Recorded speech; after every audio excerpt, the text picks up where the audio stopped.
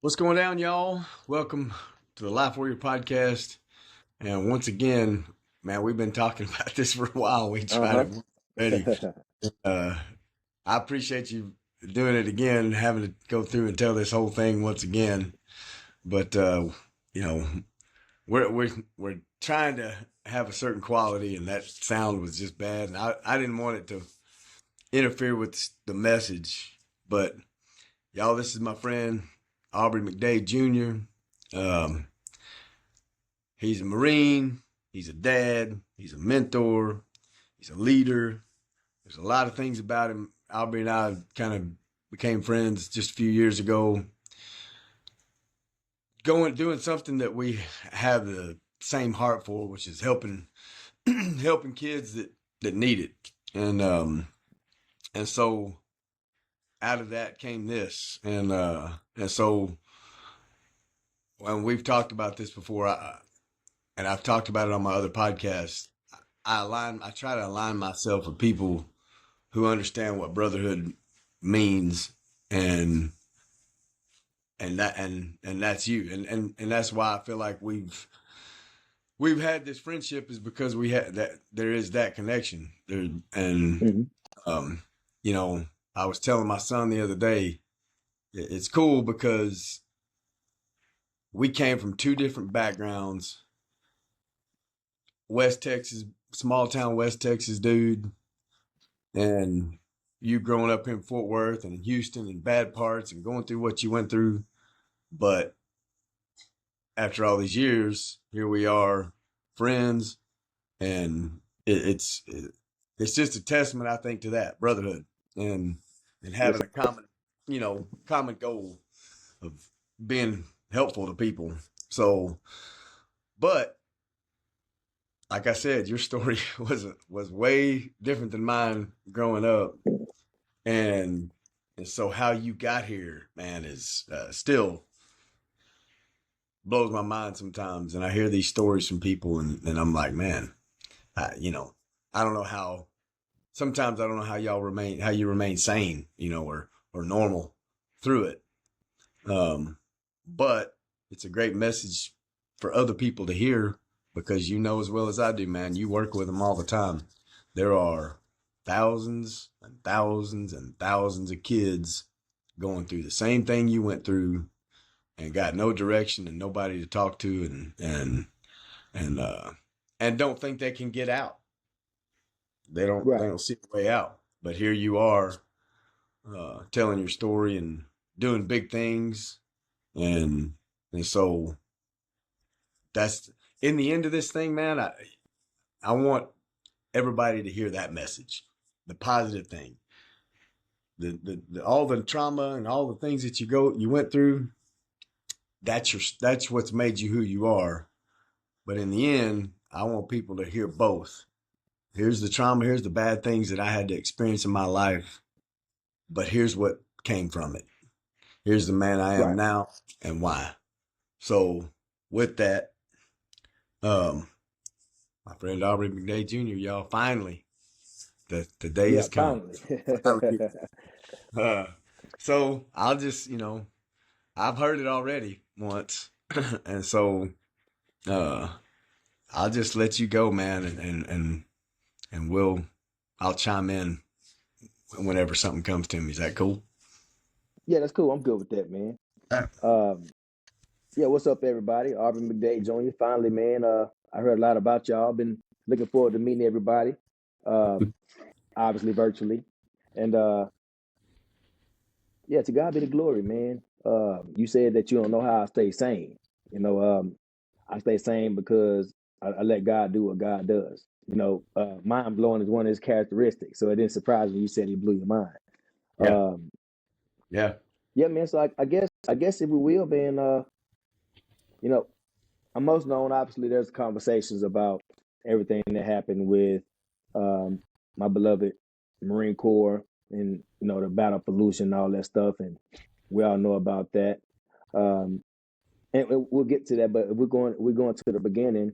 Um, I was actually born in Pasadena, California, to Aubrey McDade Sr. and Maddie McDade. Maddie Henderson is my mom's maiden name, and Pasadena, California. I can't really tell you how they got to California. I think that in the 80s, I was born July 29th, 1981.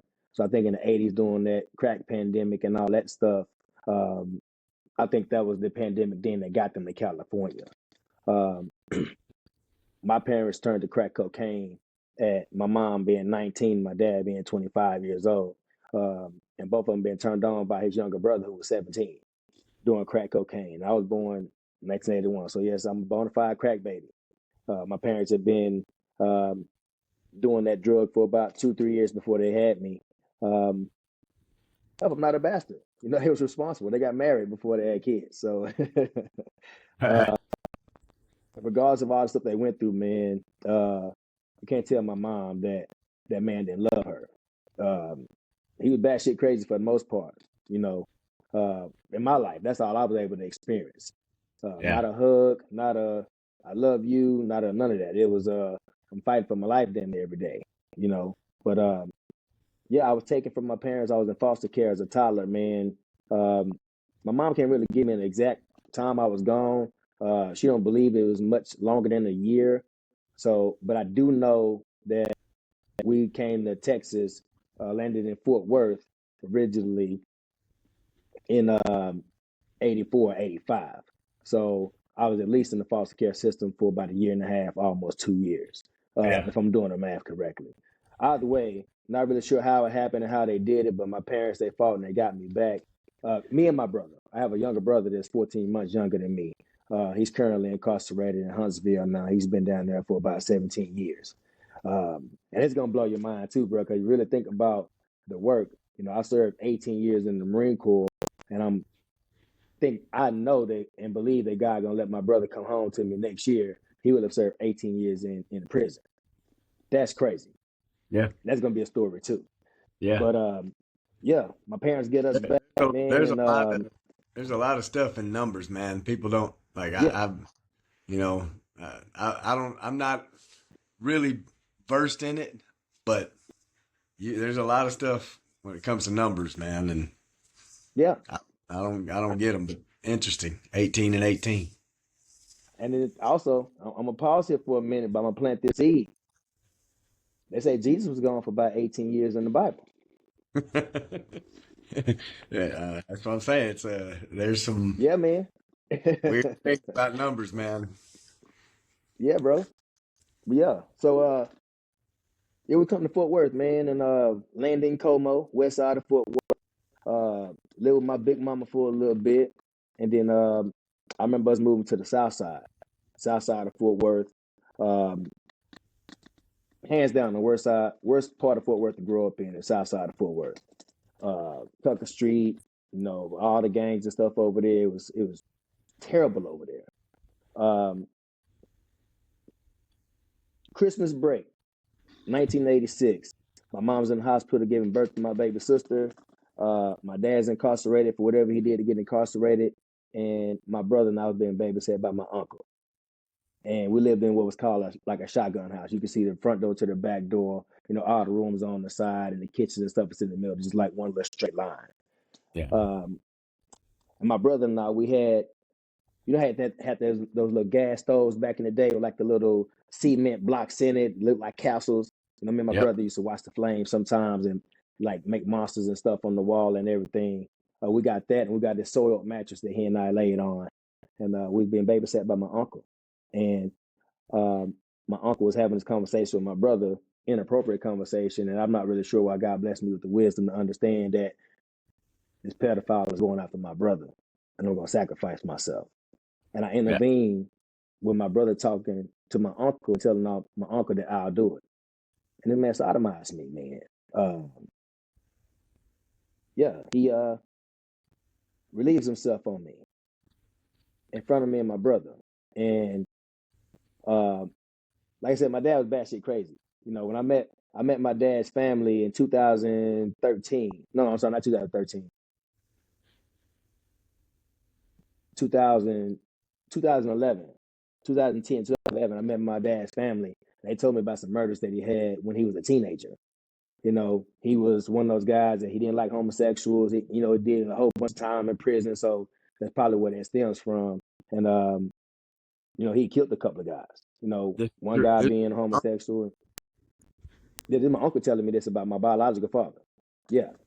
Um, so, and then, I get to this in a minute, but I also have my own experience of seeing how he's handled people before. So I'm thinking that when time comes, I'm going to be able to tell my daddy about this, and my uncle go get in trouble.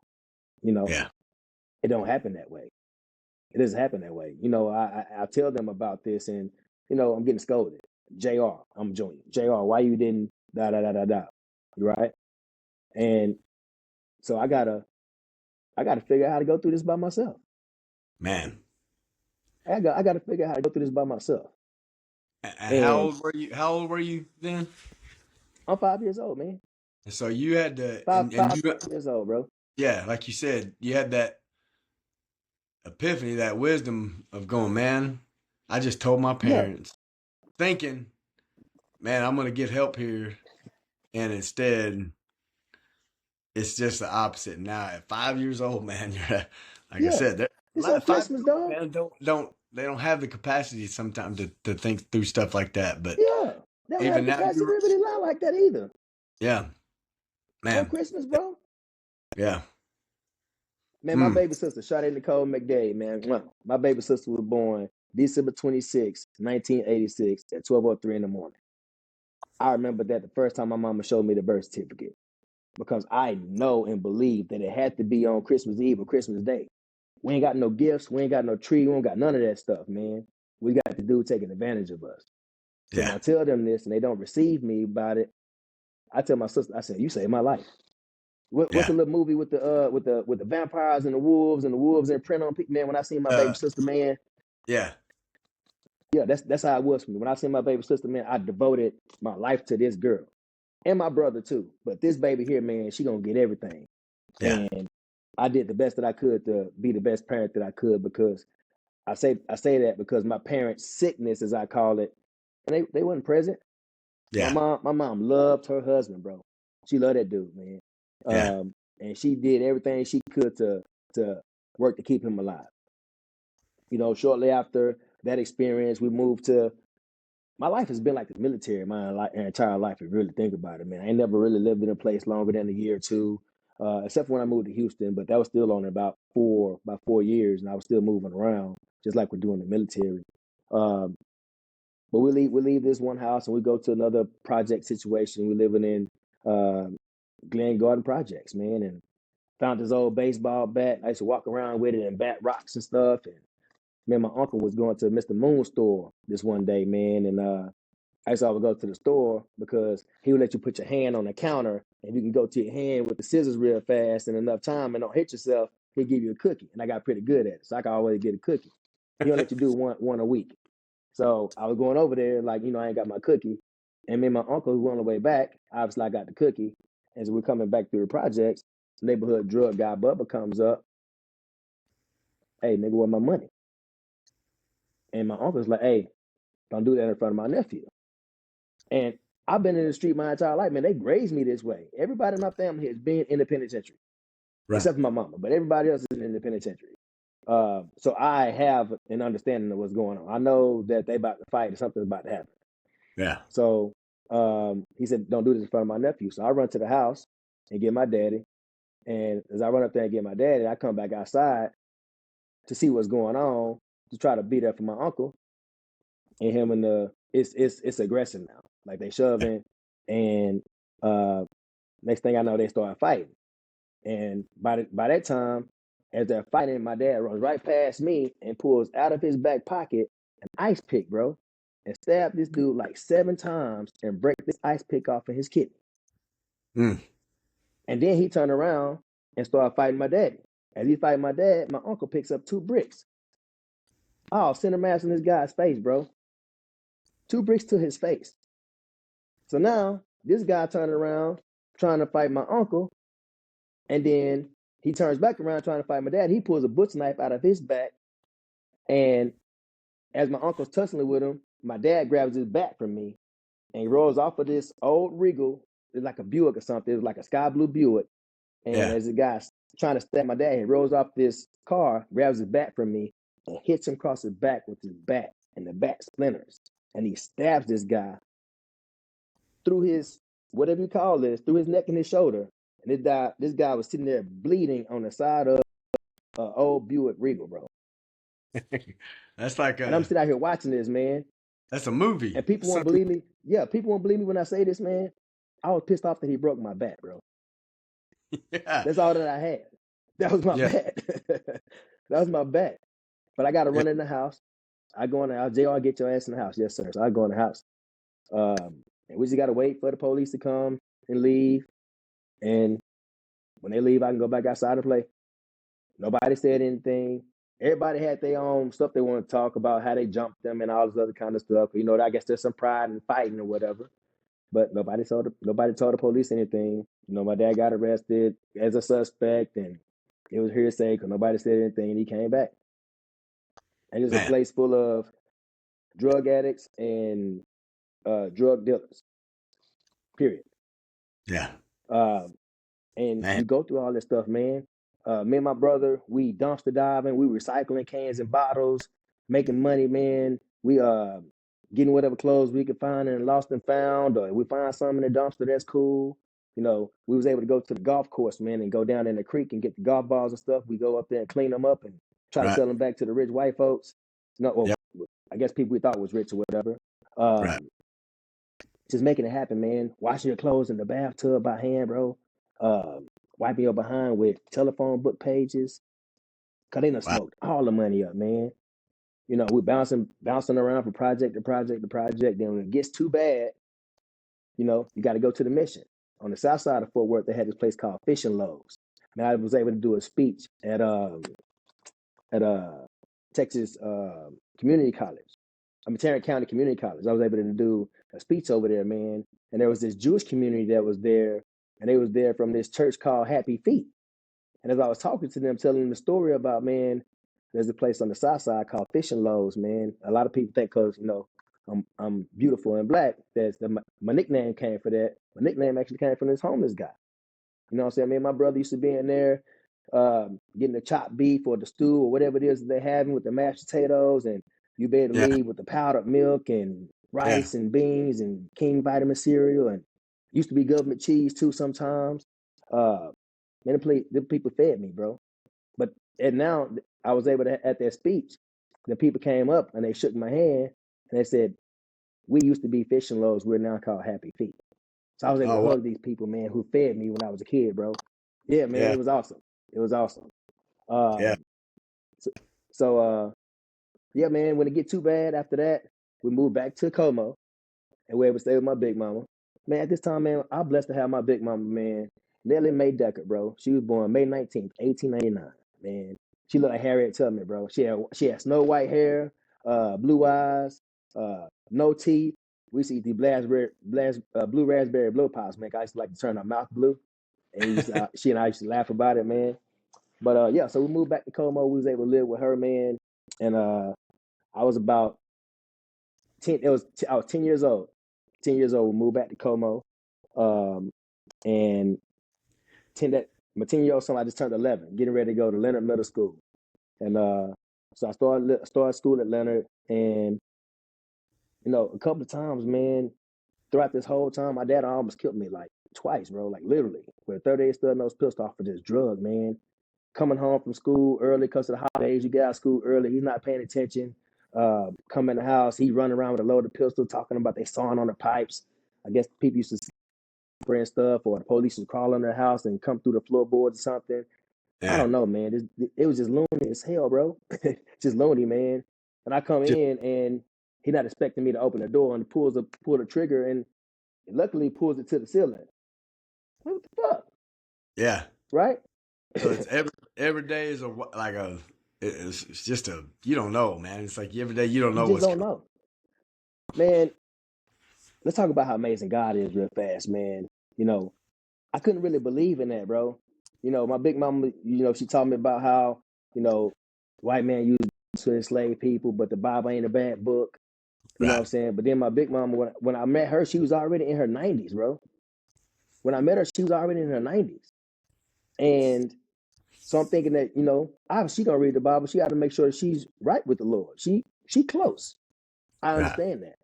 But when my parents take me to the adult theme motels and they got Bibles and stuff all in the counters and everything, man, it's like I'm not gonna read that book. Now knowing they're not reading the book, they just hiding drugs and money in it, but they're not reading it. Yeah. You know what I'm saying? But for me, I said I know what a good person looks like. It's the opposite of this. So I'm just gonna do something that those people are doing. It was always on me, man. I ain't no bad dude, and I won't need you to be a saint. I need you to think that I was a saint. My big Right. mama said, "Every saint has a past, and every sinner has a future." And Yep. I'm on the way to the future part, right? But Right. I done hurt some people, man. I never got drugs and alcohol and none of that stuff. It was stupid, but I'm gonna grab my dice and get on that block, or I'm gonna grab my spark plug, my screwdriver. I done stole some car radio. Yeah. Well, I rode by myself, man. Yeah, survival, man. I mean, you yes, know, sir. people don't, Yeah, it's like all this stuff. That's what I don't have any. I, I hear these stories. I got some friends of mine, same thing, and they hesitate to tell me these things sometimes because they think I'm gonna look at them different, and I'm like, man, people do things to survive. And yeah, and how do you? Who am I to say? Who am I to judge how you had to survive? It's just pure survival, man, and that's a human instinct and a human nature. You got to do what you got to right, do to stay alive. It doesn't mean you're a bad person. It just means right, you didn't want to. You wanted to eat. yeah. Yeah, I would tell whoever those people are, man, they better stop looking for other people's approval, because that's one thing I believe that's allowed me to be here is I'm gonna do whatever feels right to me. That's what I'm Yeah. gonna do. You Right. know, that's always been me, man. But when I talk about, man, I'm growing up when the food stamps are good, when they're not spending all the food stamps. My mom for a few of those years, man, she was pretty responsible. Hey, Aubrey Yeah. Jr., this. I always have the purple ones and I would have the blue ones. I ain't never want the brown ones. That was them cheap ones. Like that was like the dollar ones. But the purple ones and the green ones, them the big ones. What I'm saying? She would give me them. So I was able to hold them and be able to get us some noodles and bologna and stuff. Like we Yeah. had sack and save. So I was able to get a basket. Me and my brother, I'm talking, we walk into sack and save, getting our groceries ourselves and coming back home. And we know not to go in there buying no bull stuff, because we're gonna be hungry. You know what I'm saying? So we in there shopping. Eight, Yeah. 9, 10 years old, man. Um, but yeah, the drugs, man. September, September '92, September '92.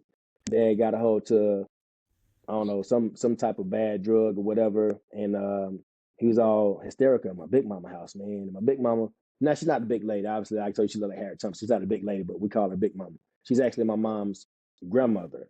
My mom's mom passed away. My mom was like 3, 4 years old. But yeah, he got a hold of some bad drugs or whatever. And when I actually heard the story, I think that he was probably around there trying to get some help, but he was dying. That's what I believe. And my big mom, she was able to go out the back door and go next door to Sister Brooks' house and call the ambulance or 911. They sent the police, the ambulance came. Not really sure how it got to the point to where it was, to where a cop felt like he had to have his hands over his face or whatever. But my dad bit the guy's thumb off.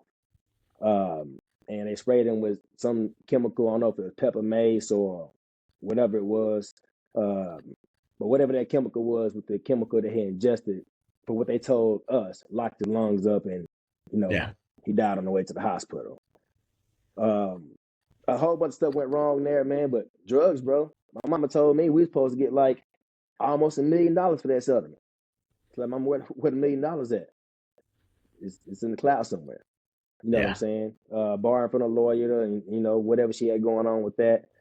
Um, but you really think about God's plan, man. I love telling the story now, man, because now that God is all up and through me, bro, it's like everything make a lot of sense for me now. But Yeah. yeah, That's man, funny. he You dies, talk bro. about all the drugs, right? So Yeah, I got a good friend of mine going through some stuff right now, and alcohol, and second time through it, and about to lose his house, about to lose his cook truck, and I'm like, and thinking about all the money, and I have you ever thought about it? And I was telling like, man, you think about all the money wasting your car payment and your house payment on alcohol, spending that much on alcohol, how much money was flown through with drugs over the years. It's like, how much better of a life could I have lived? Or if you saved that money and didn't spend it on drugs. It's like, but how powerful that shit is, man. Like it grabs a hold of them and it just don't let go. It's like a demon. Yeah, and what it is, man, is they find themselves at the bottom of this sandhill, bro. They start telling themselves, all right, I'm gonna catch my breath. I'm gonna do it about ten steps this time. Yeah. And they start running, and that sand don't give them no traction, and they start to give up. They got good intentions on trying to do right by you, but like you Right. said, it's just I can't get my feet under me. Yeah. You know what I'm saying? I'm gonna tell you right now, man. They know the consequences. They know what they're doing. There's Right. nothing that we're gonna say about anything that's material, anything that's emotional, anything that's relationship wise. They know what they're doing. Right. They know what they're doing. They won't ever be able to break contact of that thing that's possessing them without God, bro. It's just not possible. It's not. Yeah. It's not. And I can tell anybody that we can have any kind of argument you want to have. Anybody who watching this, okay, what your faith is. I was one of those people, telling God, I was throwing the bird to the sky, telling my family, F God. I wake myself up, all that stuff, man. I apologize every day. I'm telling you right now, I'm a streamline the process for anybody watching this, man. Anybody watching this, you get some God up in your chest, bro. Your life is gonna be good. If it's not, you think you got control of something, it's just a matter of time. He gonna show you that you don't. Mother Nature is undefeated. Oh, Mother Nature is 100%. created by God. Yeah. She's just an environment to let you know that you're gonna always need God. Period. So, I'm with um, you. yeah, but this man dies, bro. My daddy died. And everybody is trying to make me feel sad about this man dying. And for me, I'm going to say it loud in front of everybody. I'm like, man, I'm glad God took him for him and me. Yeah. Eventually would have killed me. Right. Man, the one time he beat my mom up. Like my mom literally had to hit the electrical things, bro, because of this dude, man. Like, my mom died. I just seen my mom die. And they're not getting any connection. They gotta run a metal rod down my mom's neck to try to get connection. And man, because I Yeah. don't know how to do that shit. Yeah. I seen this, bro. So finally got to the point like, no, man, I'm protecting my mama. And the man tell me, say, JR, if you ever try me, bitch, I'll kill you. Yeah. And at that moment, I'm like, well, you're going to have to do that. I don't say this. I'm afraid. That is Yeah. the only time I've been afraid in my life, man. But when you really think about God putting somebody like that in your life, man, of course you can go to the Marine Corps and be successful. Right. Of course you can go to the Marine Corps and be successful. Yeah. So I'm thinking life is going to get better for us, man. I'm thinking we're going to stay with our big mama. We're going to be able to figure it out. I'm not no kid to get in trouble. Yeah. I went to school. I had an incentive to go to school. 808-681. That's my lunch number. Yeah, I'm gonna make breakfast. I'm gonna make lunch. I had to do an interview yesterday, man. I went through.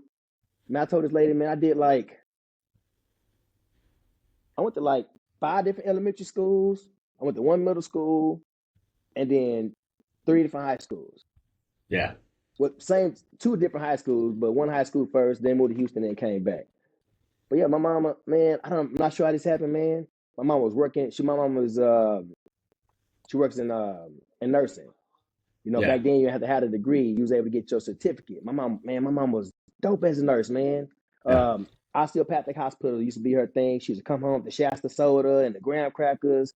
I think I had a thing for ladies with scrubs on because the nurses in the hospital. That was my thing, I guess. Um, It's yeah, man, funny you life said that, was man. life. My Yeah, mom worked in the hospital her whole life too. Uh, for real.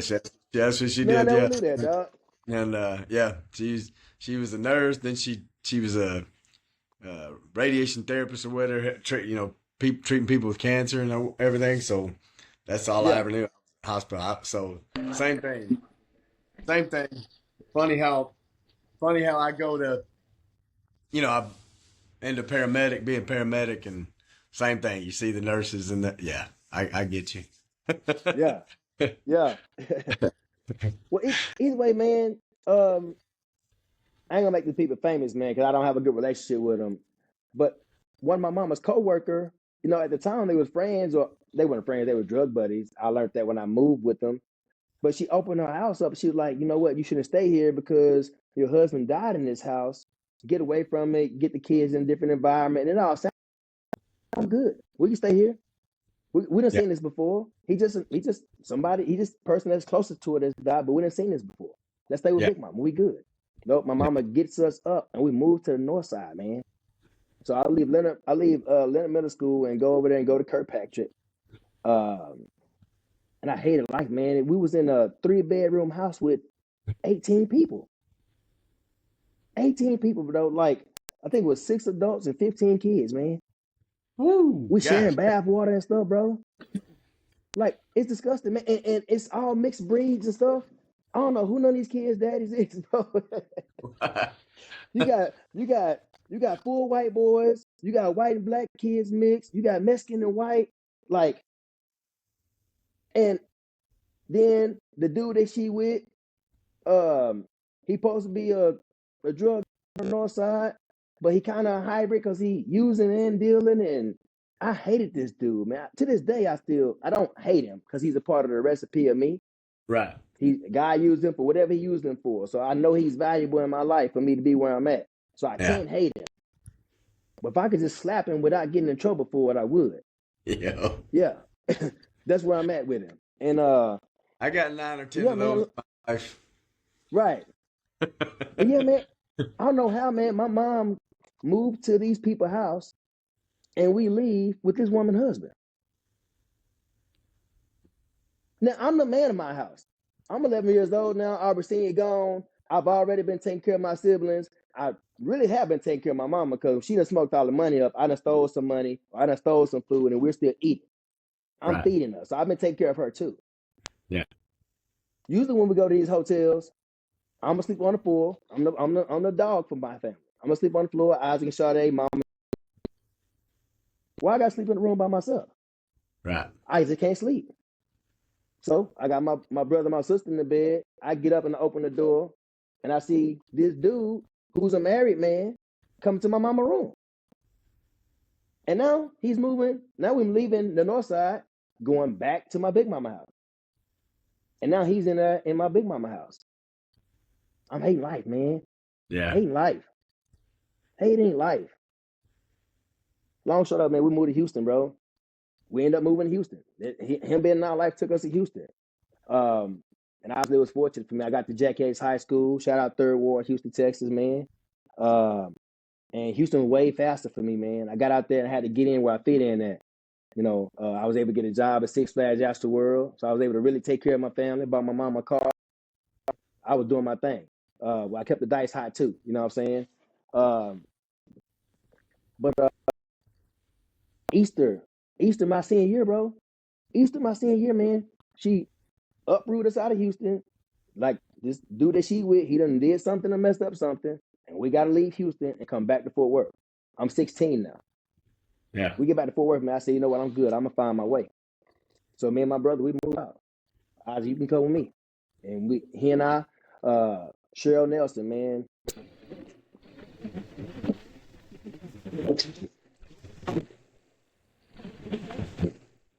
Let's move in with them. And she has told us, they don't get in trouble. Take your ass to school. If you're hungry, figure out how to feed yourself, because I don't do none of that cooking. I just provide a shelter. That's it. And it was Right. all of us up in there, man. Kelton and all his cousins. Me and my brother, we was able to stay up in there, man. Yeah, man.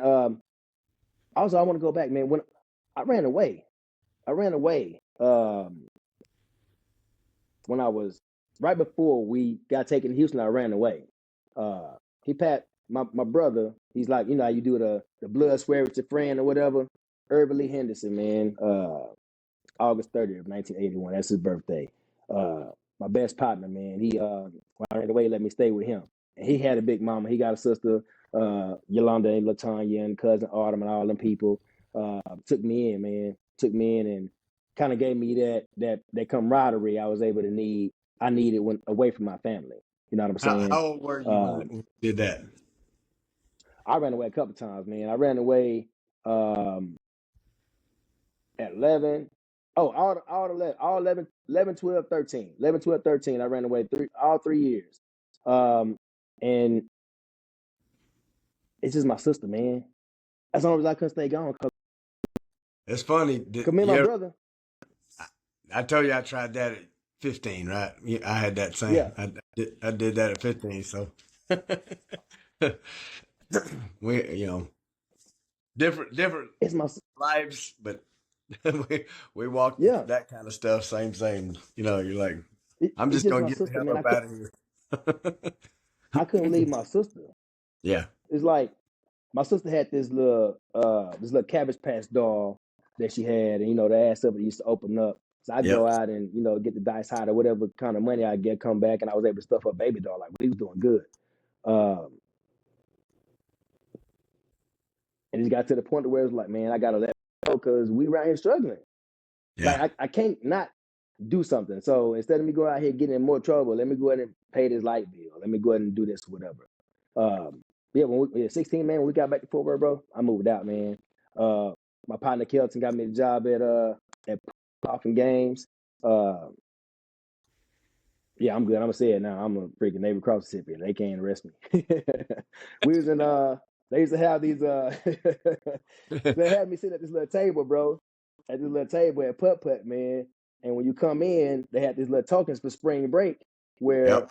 you get 80 tokens for $20.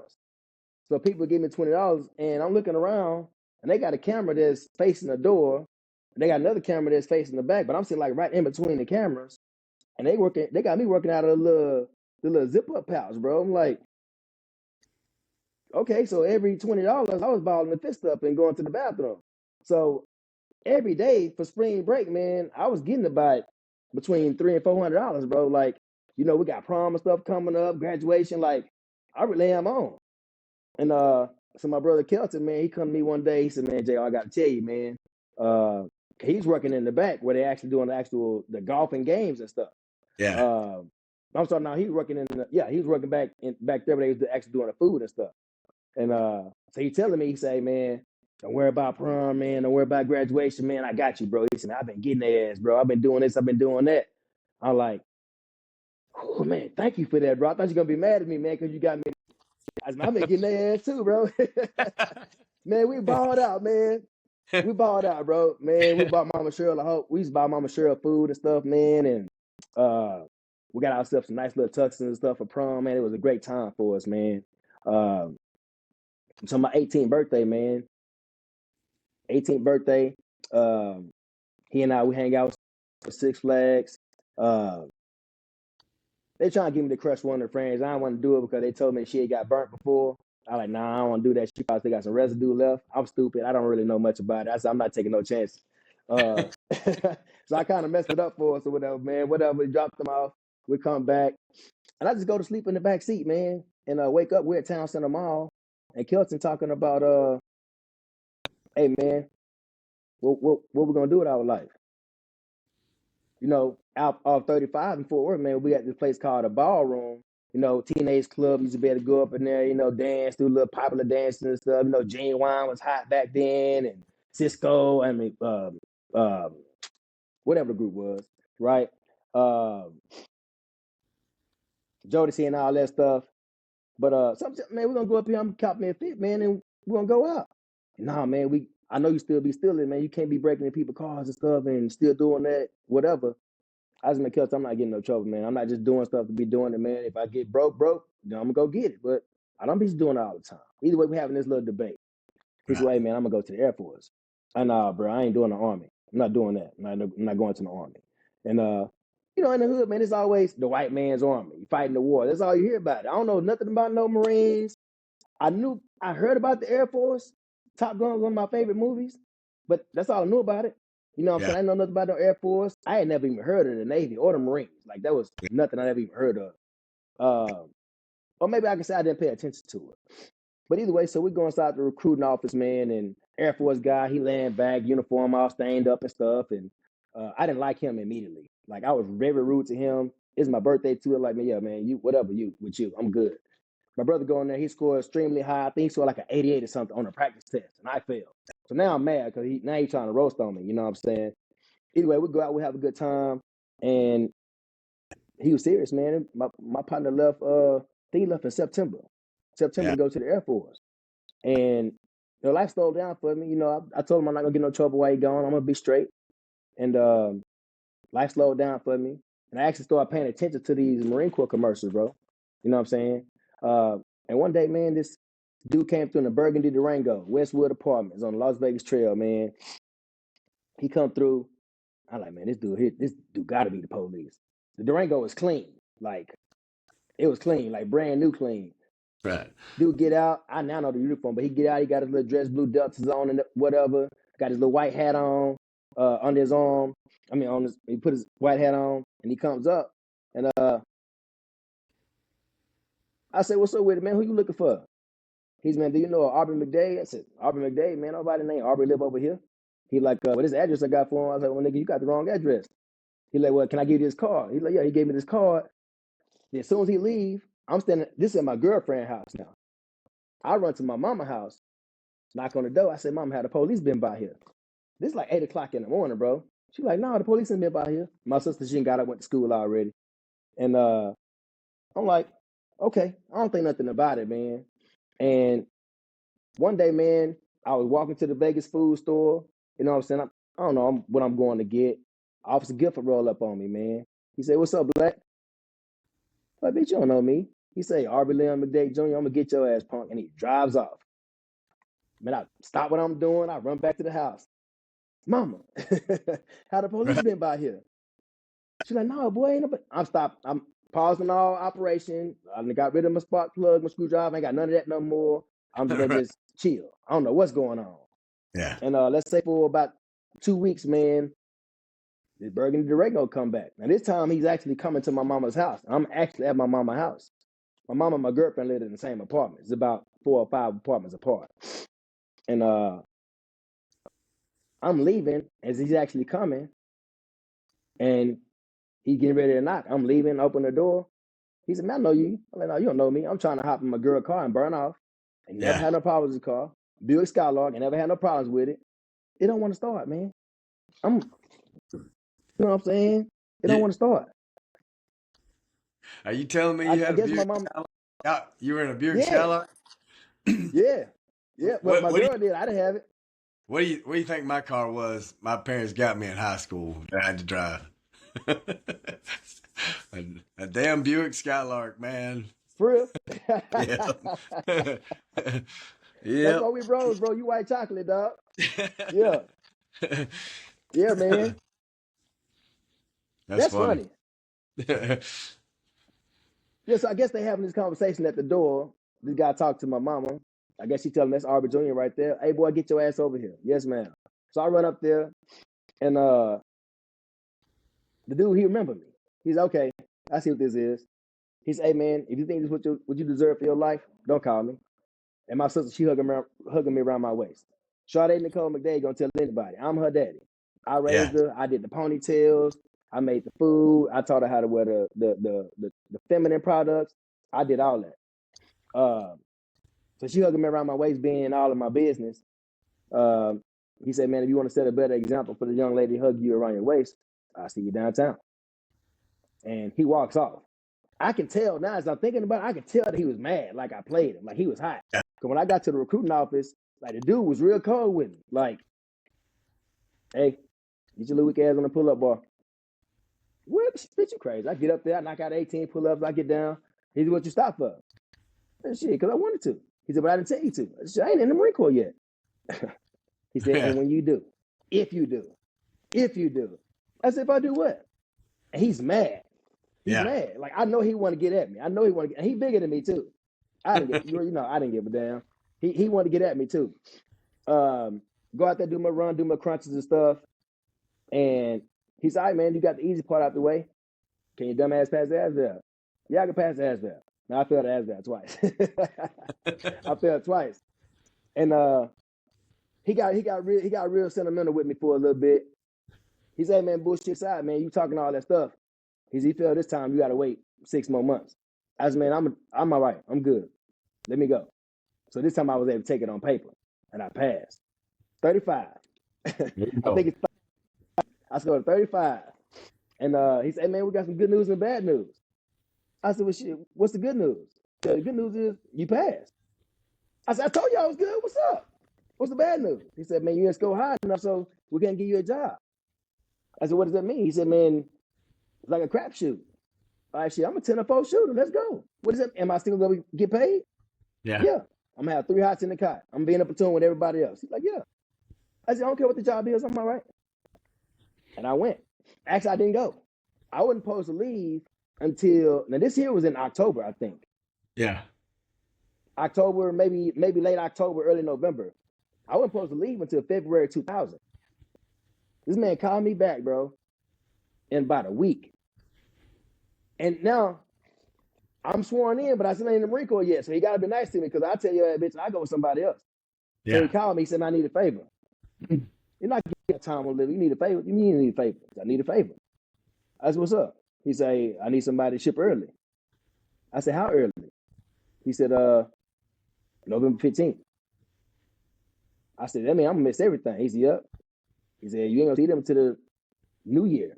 You're going to see them in 2000. And I was on the way to, I was $386. I need $386 for a light bill. I said, man,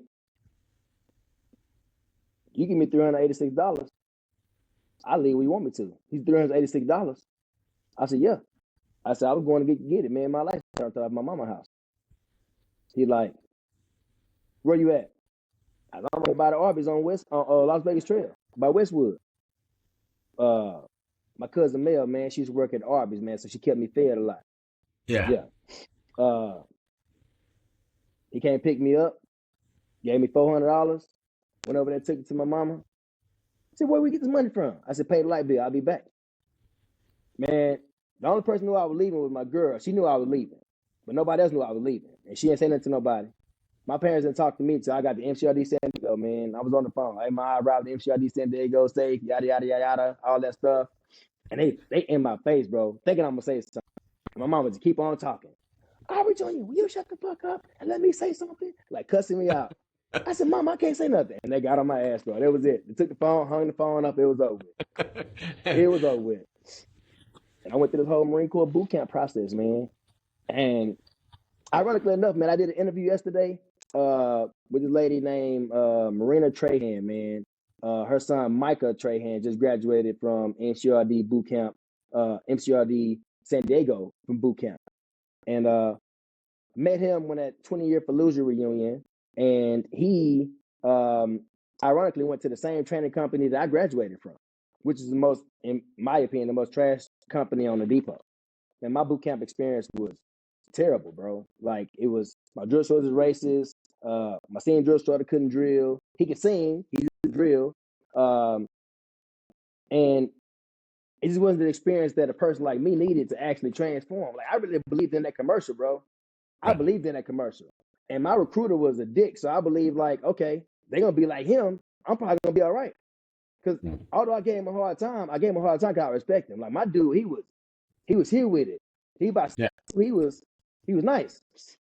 Man, my drill sergeants was trash, man. They were trash. I ain't gonna make it famous because, you know, they're part of my recipe too. But yeah, they were trash. And So in that sense, it's funny you say that. I was having that conversation with, remember the kid I told you about wanting to go to the fire service, and yeah. and he, you know, they were wanting the good and the bad. They wanted the real, right? And that was a sad reality for me too, getting in the fire service. You know, because I had those same thoughts of, you know, man, this is a brotherhood that's been around since the Romans, and you know, all this, man, it's going to be. I'm a firefighter, man. I'm going to be in this brotherhood. Yeah. And you get there, and here I am, a rookie, and let's go. And I look around and I'm like, who is that fat piece of shit? And this Right, lazy ass redneck piece of shit. And I mean, you're right. like, this ain't what they told me it was gonna be like.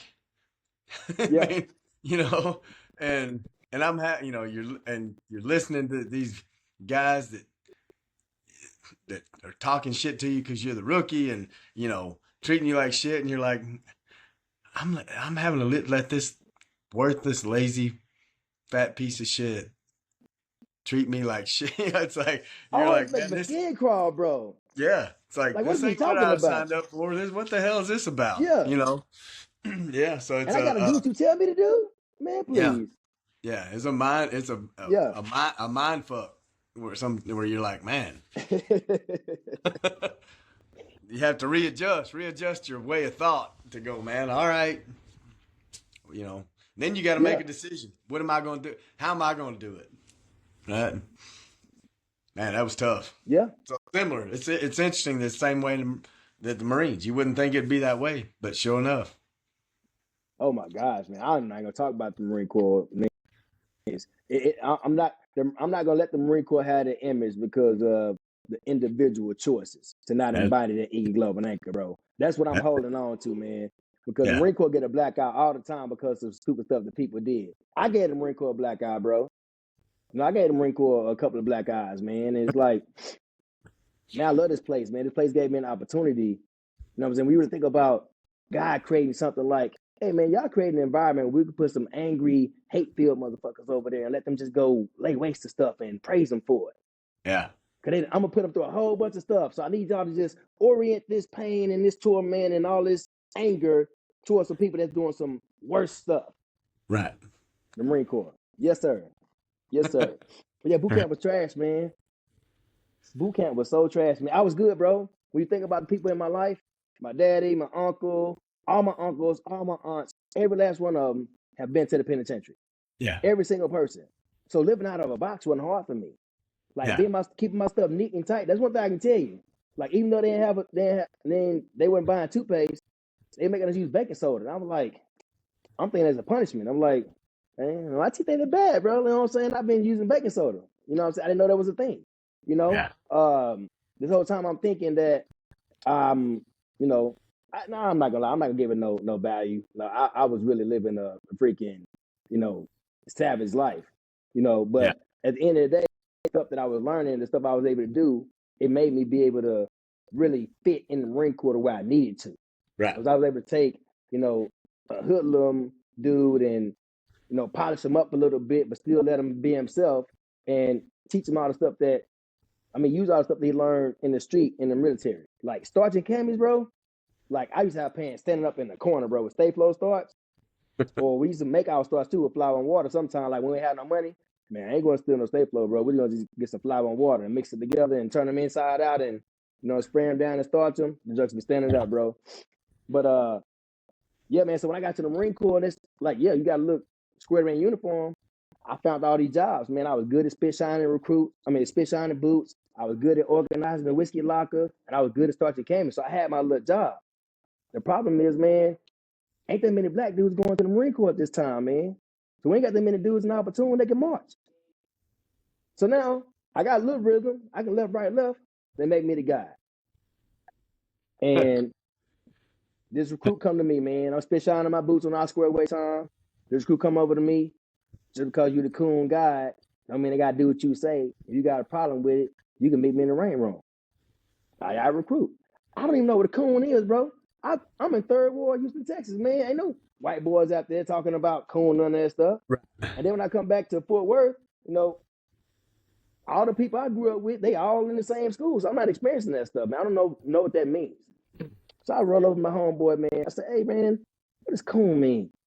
Hey, man, who call you a coon? That's like calling you a nigga, dog. I know, man, nobody. I just want to know what it meant.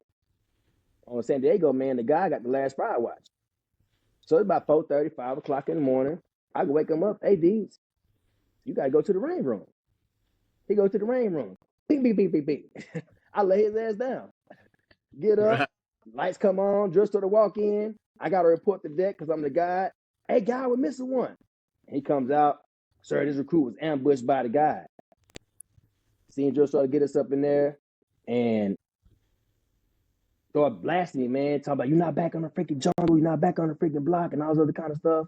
And I'm telling him what happened, and he's not listening to me. So I finally tell him, I said, man, I'm about to get kicked out of boot camp, man. When you tell him the truth of what happened. He said, what are you trying to tell me? What are you trying to say? What the freak happened? Sir, this crew called this crew the coon.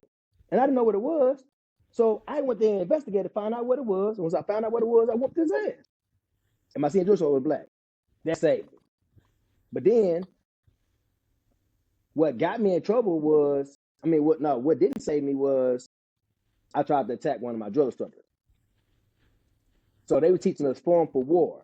All I heard was war, and I'm the guy, so you're making me carry a stick. No, we're going to war. I want to carry the M16. Sir, Recruitment McDade requested permission to go get his rifle, go get his weapon. He blasted me, shut the fuck up. You carrying that stick? Shut up. I don't know. It's just a formation to get. He's talking about war, and he's giving his own motto speech and all this other stuff because we're getting ready to go up north.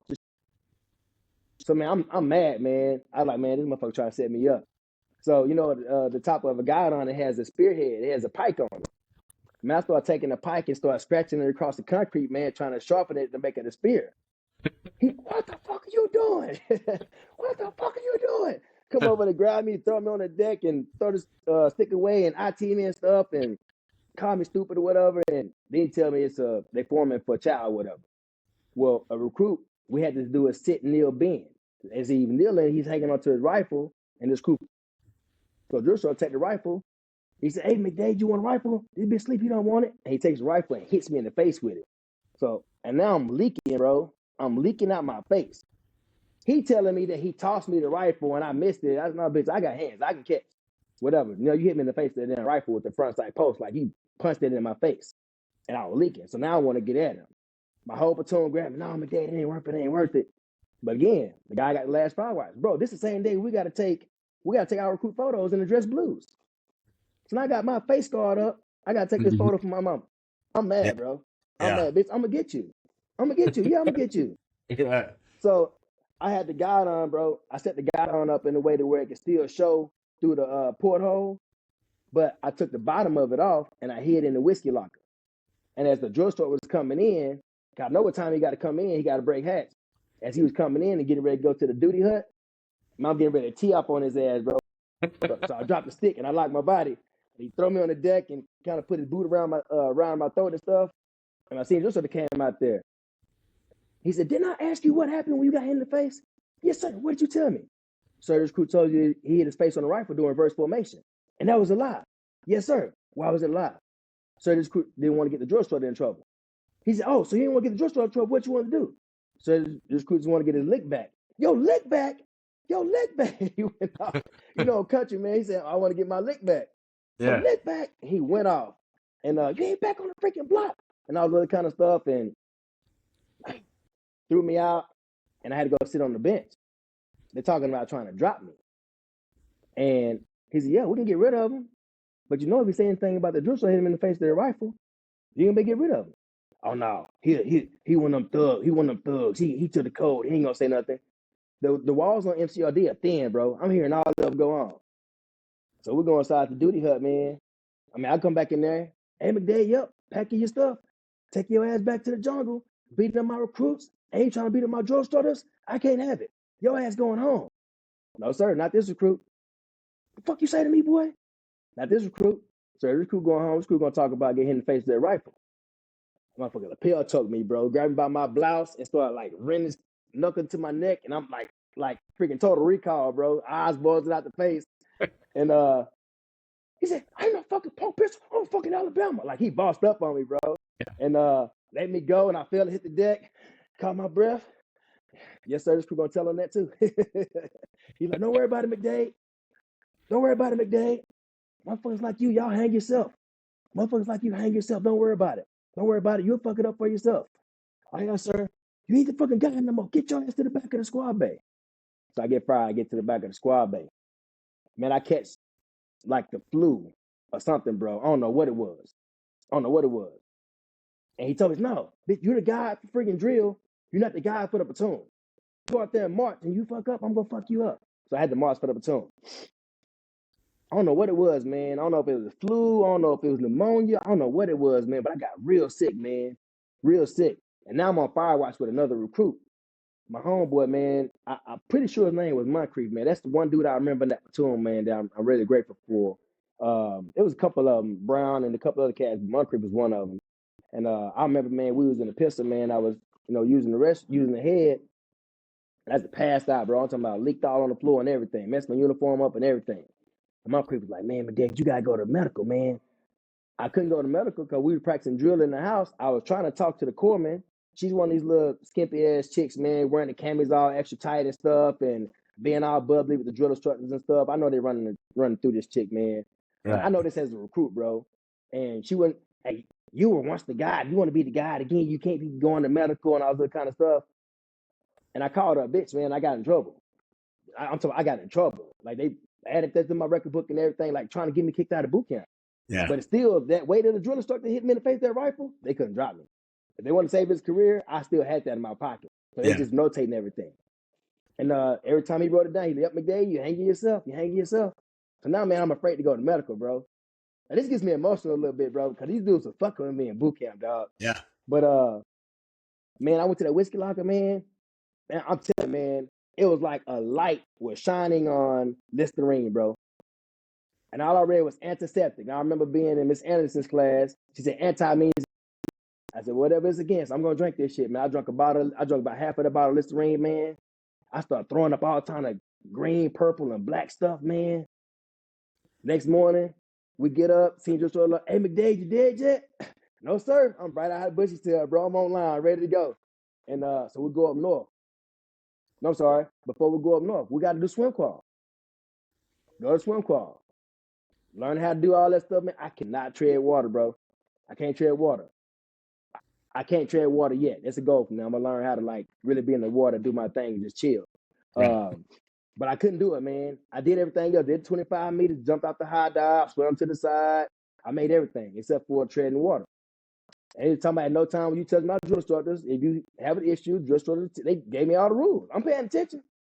I started catching the cramp. Sir, this crew is catching the cramp. And he, just like your arms folded, act like he can't hear me. Hanging on to this little buoy. Sir, the crew catching the cramp. Like, fuck it. So I reach up and grab the buoy. Man, I wake up in the squad bay, bro. The dudes passed me out, like drowned me, bro, and did the whole little stuff. My senior just told me, hey, don't worry about it. We'll fix swim crawl. Because again, I think they drowned me because of my senior drill instructor, bro. That's what I think happened.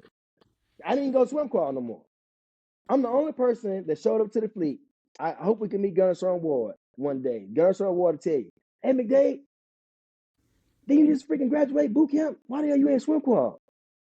Sir, it's a long story, Gunner Sergeant. I don't want to fucking hear it. Go to the fucking swim tank. I got swim crawl in Bravo Company, bro. These motherfuckers drowned me in boot camp, dog. And left me, and they put me on bed rest. Put me on bed rest, all the swim crawl reek, and just brought me chow, bro. Brought me chow to the squad bay. They basically hit me from everybody, man. And I guess they had a drill instructor hook up or whatever. But whoever was at swim tank, he pushed it through, but he wasn't signing off for me getting a swim crawl. So now I go to the range. Go through the whole firing week and everything, doing the dry fire and stuff, man. And I had a cool ass PMI coach. He's the coach to teach you how to shoot, man. When you're on the line, on the firing line doing firing week. He was from LA, real cool kid, dude, man. Cool kid, man. He had this real beautiful Korean and black girlfriend, man. Like she was really nice. I used to show her my girlfriend, man, at the time. And I couldn't shoot that damn rifle, bro. Like I failed every day, man. You got Monday through Friday, and you got Thursday is pre-qual, and Friday is qual day. Man, I failed every day, bro. And my senior drill started walking around the line, laughing at me, like just really busting my ass behind it, man. Because if you fail the rifle, you get dropped to another platoon. Yeah, McDade, I told you. Motherfuckers like you, hang yourself. Yeah, it's going back to the jungle. And my PMI coach, he said, hey, McDade, homie, you gonna let that man tell you ain't gonna feed your family, man? You showed me your lady, bro. He started getting me all this game, started talking to me and stuff. That shit motivated me, man. I was like, man, I gotta learn how to shoot this damn rifle. Yeah. Man, so I get to the squad bay, and what I did was, because the coach is telling me, hey, man, it's your trigger control. It's like you jerking the trigger. You're holding it back, but you're jerking it. Like, I want you to squeeze the trigger to where the front sight, and it gave me all the game. So what I did was I took out a green moonbeam and I taped a clothespin on the moonbeam, and I turned the light on. I drew a wall. I drew took my freaking my black marker and drew a little dog target and everything on the bulkhead. And I was in the back of the squad bay, bro, like a sniper with the little moonbeam, man, trying to squeeze the moonbeam so the light don't move. I'm talking about no sleep, dog. I didn't go to sleep. I got on fire watch, did my post, and I got back. I'm talking about all night, bro, doing that to this damn moonbeam. Next day we get there, man. I'm shaking like booty meat, bro. I'm nervous as fuck, dog. Right. And I'm a target 26. Target 26. I get in my position, you know, do all my little stuff, get my body alignment and everything, natural point of aim and all that stuff. Open my eyes, I'm on the target. I did everything right. Take that first shot, target go down, target come up, it's a 5. I said, if I hit a 5 again, fuck this range book. I'm gonna stay in my position and keep on shooting. I'm not marking nothing. Right. And fired again, it went down, came up, it was a 5. Long short of it, so I go through all that, man. I fired perfect in the sit-in. I dropped 1 point in the kneeling, and I only dropped 2 points in the standing. Then, so on a rapid fire, you got to load 5 rounds in 2 magazines. And you got 70 seconds to shoot 10 rounds after exchanging and securing the magazine. So you get in your seating position, fire your rounds, take the mag, weapon on safe, just put a couple of loads, take your mag out, switch the mag, put it back in there, sight it into the fire. You got to do all that in 70 seconds. Man, as I'm changing the magazine, I toss my magazine and I don't secure it. So now I got to make sure I close the eject support cover, keep the weapon on safe, because if you do anything out of order, that kick you out of range for being later. So I got to do all this stuff. Eject support cover closed, weapon on safe, muzzle down range, get up, secure this magazine, get up, get this magazine, get back in position, load the magazine, look at the target, weapon on, take weapon off safe, take it into the fire. Boom, boom, boom, boom, boom. Cease fire, cease fire, cease fire. Now I'm about to start crying, bro. Fuck. I'm about to start crying, man. Man, target went down, came up. It was a possible. Possible mean you got all 10 in the black. My senior was like, stop the goddamn range. That's motherfucking G. My senior just sort of went off, bro. He went off, man. Stop the range. Stop the range. And they went down there, checked the pits.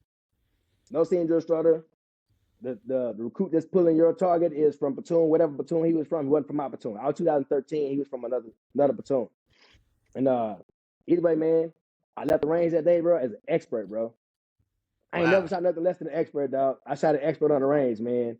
And my recruiter also told me, man, if you graduate as a guide or a squad leader, then you get meritorious promotion.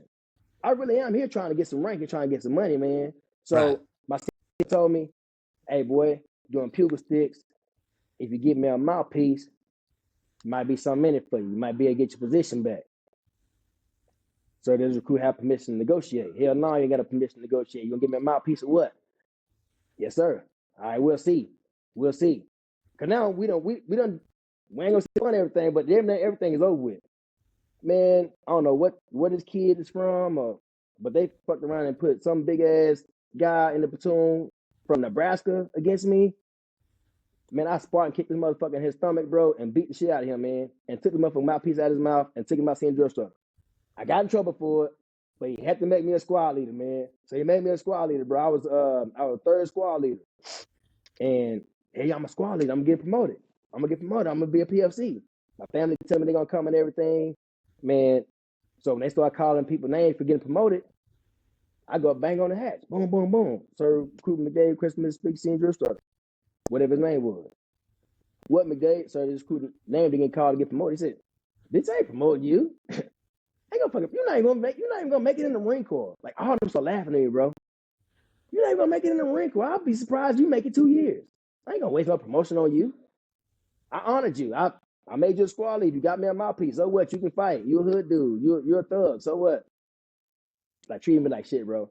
I cried in my rack, bro. They got me. The whole cycle. I was good. They got me with that one. They got me, man. So how God blessed me, man. Come think my family gonna come. I'm not carrying the flag no more. and I'm not even a squad leader no more. That man made me a squad leader, man, and then put me at the back of a platoon. But then the drill master needed somebody to carry the national anthem, and I was able to do that, man. I was able to carry the national. So I'm out there by myself. I ain't got to be with the platoon no more. I only got to walk my senior drill store stuff no more. I don't got to do none of that when I get ready to do graduation. But even at the Crucible, man, the dude kind of hates me, man. Doing the Crucible. There was this one kid, man. He was like 4'6", man. Could barely carry his pack. They told me if he don't make it up the Reaper, I don't graduate. And this kid basically hung on my freaking pack, bro, to get up the Reaper so he can graduate. He didn't do a bitch ass thing, bro.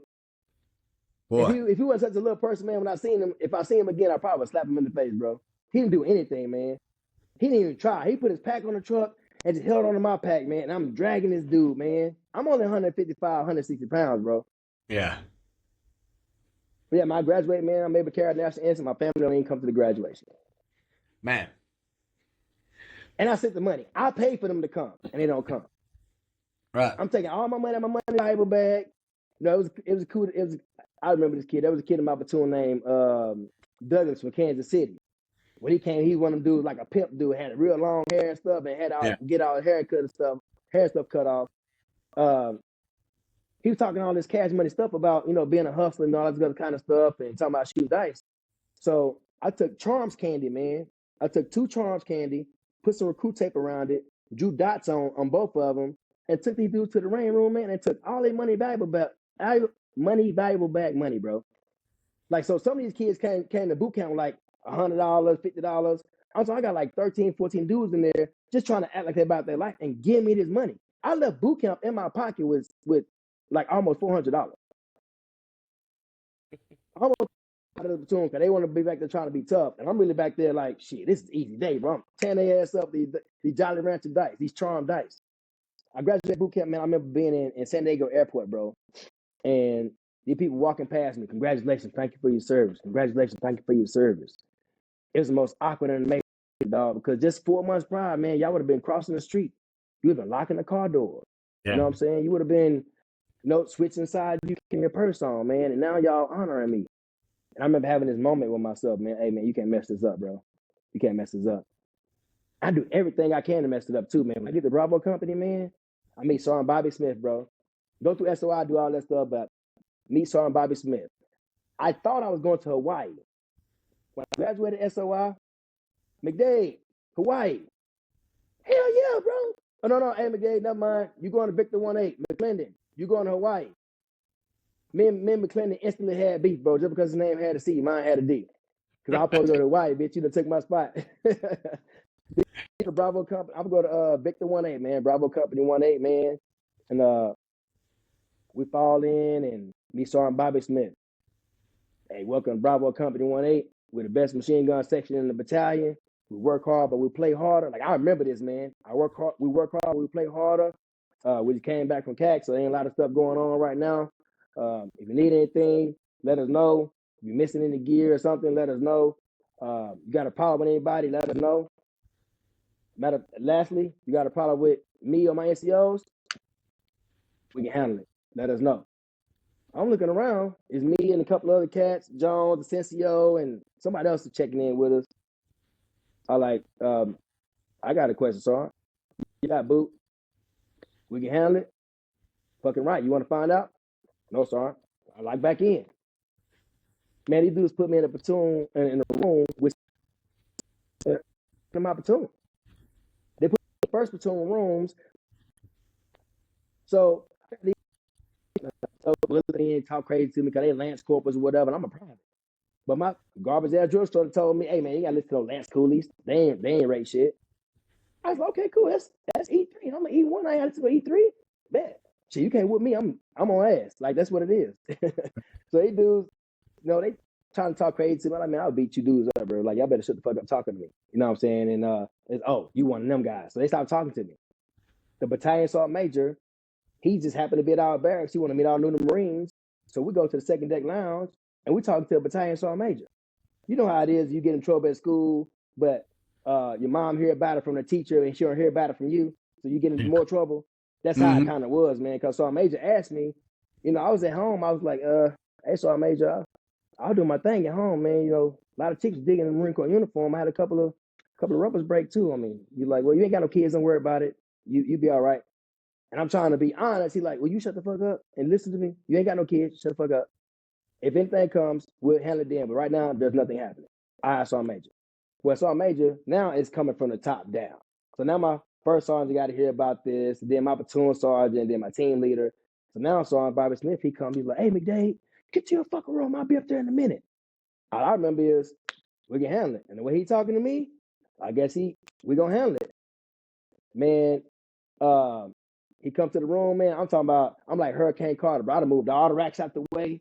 I done got back to the corner. I done put my skull cap on, bro. He come in. I said, come on, let's go. He's like, what the fuck you doing? I said, hell no, Sergeant Smith. Y'all ain't about to jump me. I'm gonna get you first. He's like, you better lock your freaking body. So I said, Sergeant Smith, man, if you hit me, man, I swear. So I locked my body, man. And after that, they just squared me away. And Anthony Romero, bro. He put me in Romero's platoon. He's a Hispanic cat from Detroit, man. He said, man, they start making hoods and they made yours, man. If you let me, man, I'll make you a good machine gun. Man, that dude was always A1 with me, bro. There was a couple of NCOs, man, like I was to the tree line with them every day. Yeah. Every day I was to the tree line with them. And they be like, hey, y'all good? We good. That's one thing I love about my company, bro. Right across the street, you go right across Alpha Street. You go right over there. You got like a little tree line right there, right before you get to the gas chamber. You go through there. You can duke it out, square each other away, get back to formation. But the shit better be squashed when you get back to formation.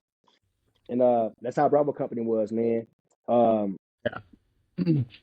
grew up in that place, man. I grew up there, bro. I was telling you earlier about Irvin Lee Henderson. I also had my little cousin, man, Roosevelt Wilkerson. They passed away May 4th, 2000, man. My first year in the Marine Corps, bro. That broke me, dog. Yeah. That broke me, man. And UA. I went UA, man. I came home, put my brothers on the ground, man. And I wasn't going back. And my leave was I was on leave for about 2 weeks. I probably was gone for a little bit over 3 weeks. My first one called me and said, hey, McDade, you supposed to have been back. Hey, yeah, some first one, I ain't coming back, man. I appreciate everything you did for me, though. And he said, I figured that. He said, I'm gonna ask you a couple of questions, man, and the answers are what I think they're gonna be. I'm gonna go and extend your leave, and I'll see you when you come back. He said, is there anything you could do to bring them back? If you were there, would you have been in the vehicle with them? And would they want you to mess with the life you done started for yourself? Hoorah, Devil Dog. I'll see you back in a little bit. I'm extending your leave 3 days. Nah, it take 3 days, man. I got on a plane the next day, bro, and went back. The special thing about that for me is, man, Romero, my squad leader, man, he was a Lance Corporal, bro. He was Lance Corporal from Guantanamo Bay, Cuba. That was his first duty station. And out of his own pocket, man. I'm pretty sure the company gave him some money and stuff or whatever. But initiating it, he's like, no, this is my Marine. Sent flowers to my brothers, man. And I came back, bro. Hoorah, fucking Marine Corps, bro. Yeah. Hoorah, man. I came back, man. Nobody said anything to me. They didn't make me feel bad. You know what I'm saying? It wasn't like I was a shit bag and none of that stuff, bro. They say, man, you ready to train? Yes, Lance Corporal, I'm ready to train. Bro, Well, I was like a fucking little pit bull, dog. right. So That did it for me, almost man. like all that stuff you're telling, it's like this the first time, even though you've been in the Marines and it's it's like the first time you experienced that brotherhood of it. Yeah. There it was. Yeah. It took all that time and all that shit you had to go through, and finally you experienced the brotherhood of what it was like. And so now, and that was it. That's the same for me. It's like, oh man, experience that brotherhood one time, and it's like, okay, I'm in now. Yeah. If you just show me that, I'm in, and there it was. That's like now I still messed it up though. Man. I still had I still had some street in me. I had to get out, man. But that gesture for me, bro, was everything, man. Yeah. And I became like hoorah Marine Corps, bro. I'm talking about like marching Marines a child, freaking like starts camp, 365 days a year, bro. I'm there, Man, my best friend tried to kill himself, dog. My homeboy Jones, man. he got his little burrito body, man, from San Antonio. He could PT. He was strong. He could hike his ass off. He just didn't look the part. And Yeah. he always wore his hair shaved off, and he had these freaking psycho glasses that he wore that he loved. He just made him look like a maniac, and always judged by it. But he and I were brothers, man. Like Jones is my guy, Yeah. and I go to DC, man, hang out with some chicks at Howard, and come back. And my man, he had a bottle of Bacardi 151 by his chair. He watching Fight Club, and the door was locked, but the window was open. So I'm like, I say, Johnny, bro, open the door. He's like, nah, man, I'm gonna finish watching Fight Club and finish the rest of my Bacardi, man, and I'm gonna go kill myself. I said, man, stop playing open the door, bro. And the window usually open because I didn't have a key, and the window was locked too. Yeah. So I run downstairs, man, and Terry Romero. I said, man, I think Jones is he drunk. He talking about doing something stupid to himself. He's like, you sure? Like, yes, sir. Yes, let's go up. And he run up there. He go tell Sean Smith, and so they all run up there. Hey, McDade, go up there and talk to him. So by the time I get upstairs now, he done got to the restroom and locked himself in the restroom, but I was able to pull the window open and get inside the window. Get inside the window and talking to him, banging on the door and everything. In our old barracks, we got these old barracks, man, where the shower rod is bolted into the wall. So he in there tying 550 cord around the shower rod or whatever, trying to hang himself off the shower rod. And Sean Smith finally came up there. He got the Leatherman. He's getting the doorknob and stuff off. Finally get him out of there. And he was up there hanging by this daggone 550 cord, man. And we was able to get him down. So he just passed out. He didn't die. We just passed out. And we dragged him out to our common area, all the bunk beds and stuff were at. Man, I just lost two of my brothers, dog, in a car accident, man. And shit, bro. So I'm gonna step outside, man. So I step outside and I'm having a moment for myself, and my squad leader checking on me and everything. And so Smith was like, hey man, there's a bottle of pills over here. So I go over there, I come back in, I see the bottle of pills. So I take my ink stick out and I hit him right here and open his mouth up and put my pen to the back of his throat and made him throw up. I said, oh yeah, there you go. And kind of fucking laughing at the goofy ass, and he wake up pissed off. You motherfuckers, I'm supposed to be dead, and do all this stuff. Now, his life, there's no reason to ever kill yourself, but dad was dying for cancer. His mom, dad was dying for cancer. Mom had did, like, she doing some odd crazy years in prison, and sister was out there turning tricks, doing something crazy, and he was just gone, man. Yeah. But this motherfucker, man, he throws Sean Smith out the way, and he runs. Now I'm outside of the barracks room, and as I'm looking back, he's like this, jumping off of the third deck, going off the third deck. So me and Romero were like, no, motherfucker, no. So he got this dude by the back of his freaking trousers, and he hanging out the freaking balcony. He's like, yo, good catch, motherfucker, good catch. I'm like, bitch, this ain't funny. So we pulling him back up and stuff. So now he got to go to the hospital and go through the whole psychiatric stuff or whatever. And then they go to the hospital with him. And this whole time, he's like, man, I'm glad I'm not dead, man. He said, man, you a fucking hero, bro. You gonna get an award and shit. I was like, man, you fucking stupid, man. Stupid. We just got promoted to PFC. But yeah, a month after that, man, I got married to his Lance Corporal, and my NCO, my Lance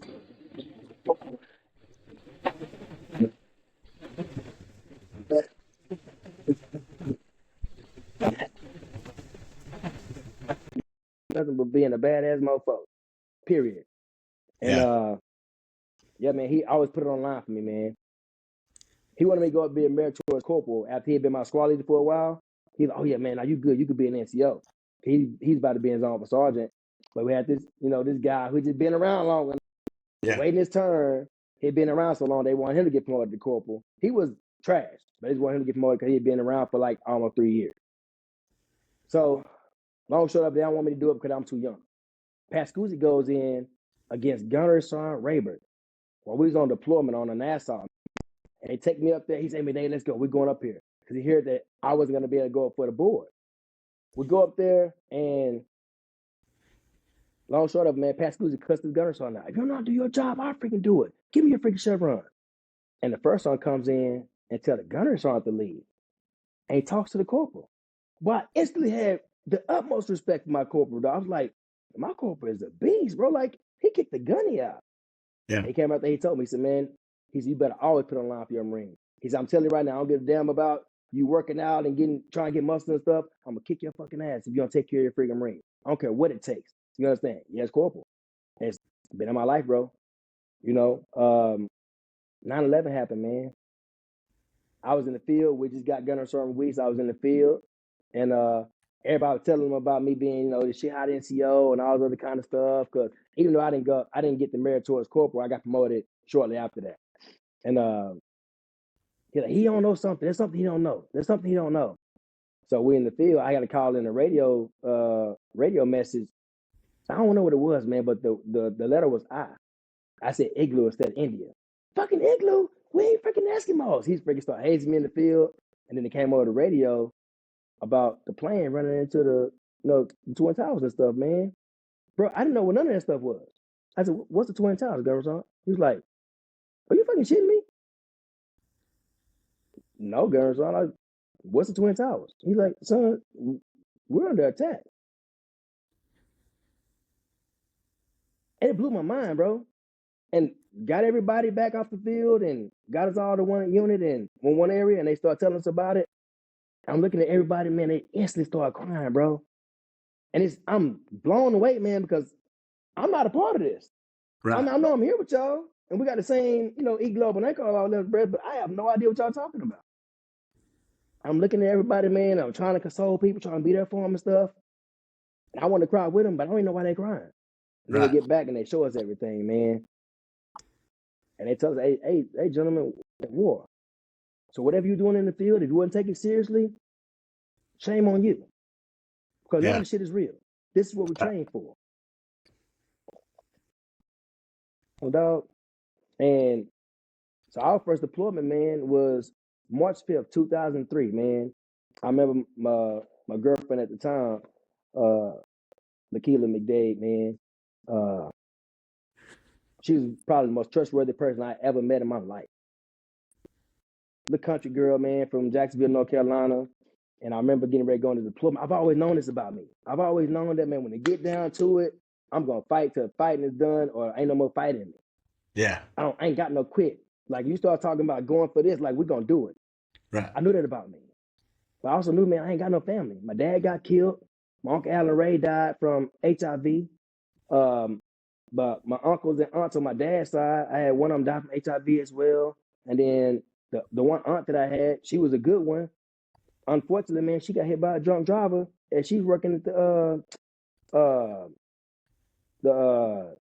what you call it, the people, Tarrant County, the transportation. Yeah. She worked down there, man. She got hit by a drunk driver, bro, just out there doing her job, man. So I ain't got no family. So at this time, I'm telling, my wife at the time, or girlfriend at the time, I say, man, I think we need to get married. I want to have a son. So we go to Mosul, Iraq, March 5th, 2003. God blessed me with a son, March 5th, 2003. There you go. My son born at 5:03 that morning, and I go to combat for the first time, man, at 2:17 that afternoon. So, man, so to me, and you tell me how you want to do this. I kind of want to stop because I feel like we can stop right before we get to the combat part. I feel like this is another whole new thing. Yep. And I think it's an important thing. That needs to be told by itself. And this is where the whole Navy Cross, all that comes to fruition. Mm-hmm. The reason I think it's important that we stop and do it that way is because leading up to all this, you've had some, good things, Marines happen, also some bad things. But to me, this is now what I would call the switch over, the LifeWarrior switch over moment of, man, now this shit is real. I'm fixing to go do exactly what I was trained to do. And as bad as war is, like I talked to my brother about this, and he's told me this before. You know, he did five tours in Iraq, and he's like, as bad as war is, I loved it because he loved it Yeah. because there now you again not necessarily fighting for your country. Sometimes you're fighting. It's a brotherhood. Now the brotherhood is for real, Yeah.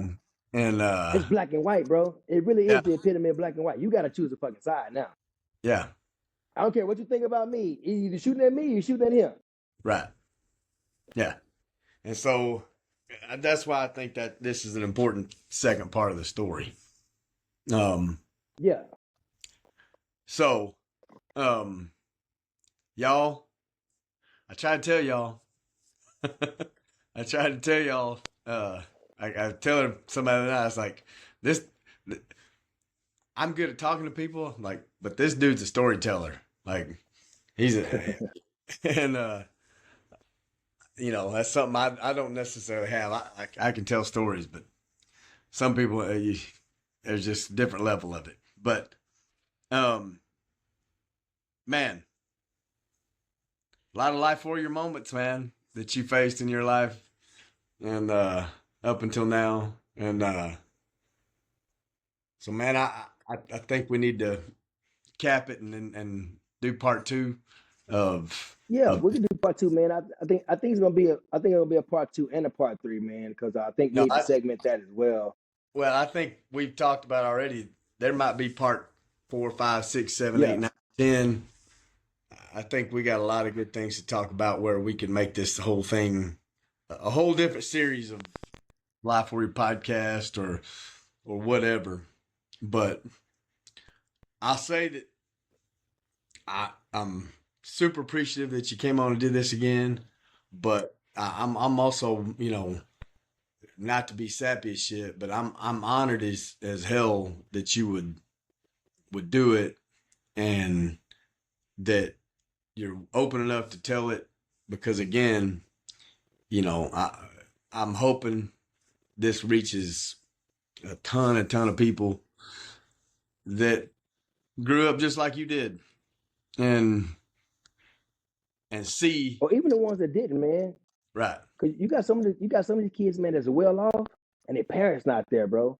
right. I'm a life changer, man. I'm my own life changer. I always had the Yep. ability to change lifestyle I no longer desire because I'm a life changer. That's Yeah, not yeah.